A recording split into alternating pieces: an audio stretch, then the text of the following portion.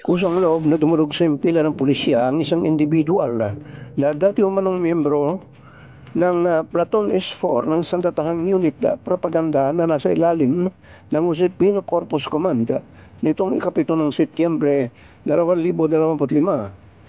sa pagtutulungan ng 2nd Provincial Mobile Force Company, San Jose City Police Station, Pantabangan Police Station, Rizal Police Station, Llanera Police Station, Quezon Police Station, Quiapo Police Station,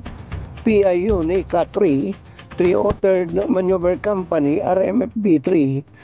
RIU 3, RID 3, 84 IB, 7th ID Philippine Army at 21 SACA -2 SAB ay naisagawa ang Special Intelligence Operation upang sumuko ang nasabing rebelde na kinilalang si alias Dio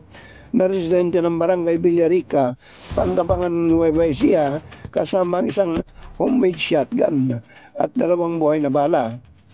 Nasa kustodiya ngayon ng 2nd PMFC ang nasabing rebelde na dumaan sa debriefing at para na din sa tamang disposisyon. Para sa police report, ito si Hilwera nag-uulat sa DWN Teleradyo, ang inyong kakampi.